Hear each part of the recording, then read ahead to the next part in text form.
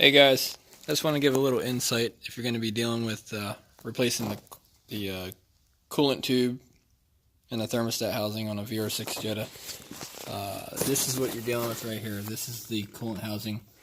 Taking the battery out gives you room to get to this a lot easier. You have 3 bolts holding this in, here, and there's one back there. These are 5mm Allen head.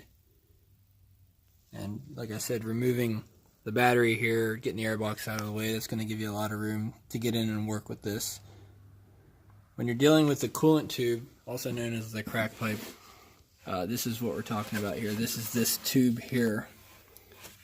And this is actually an upgraded tube. Europarts makes this. It's a cast aluminum. The original one is plastic, like the thermostat housing.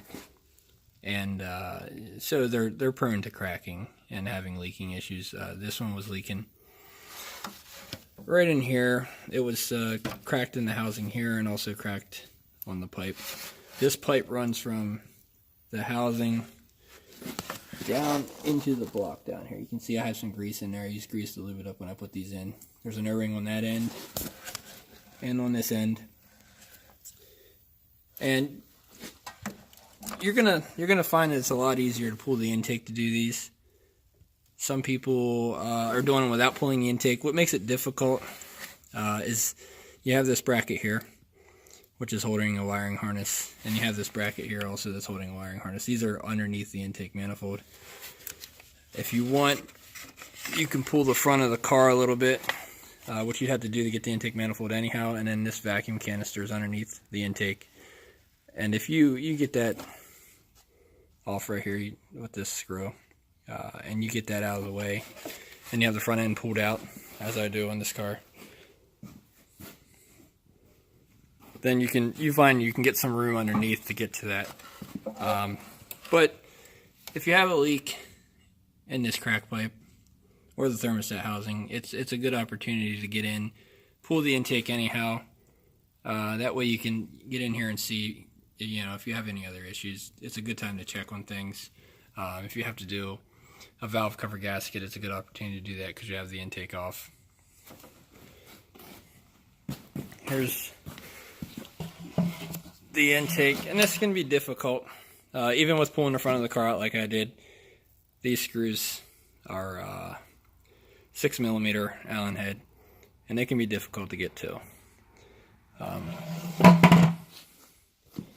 Pulling the front of the car out like this gives you access to them. On the MK4 Jettas, there's a bolt here and a bolt here on both sides. And what I like to do is pull the bottom bolts, and then I put in a longer bolt that I can slide the front end on. That way the front end's not hanging, and you have a way of supporting that. In order to get the bumper off to get to those, you pull your lower grills and you're going to see torque sockets here.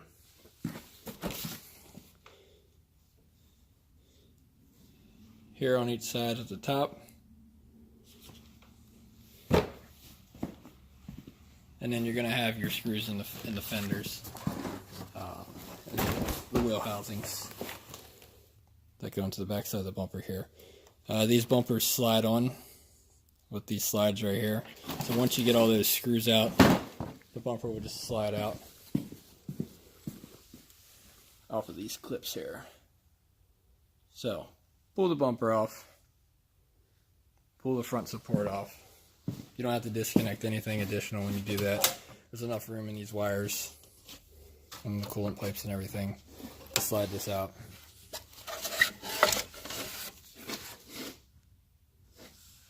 And there's what you're after when you get there. Not a bad job. It's not that much more time to pull the front end of the car, and like I said, you're better off doing it. Thanks for watching. I hope you like and subscribe.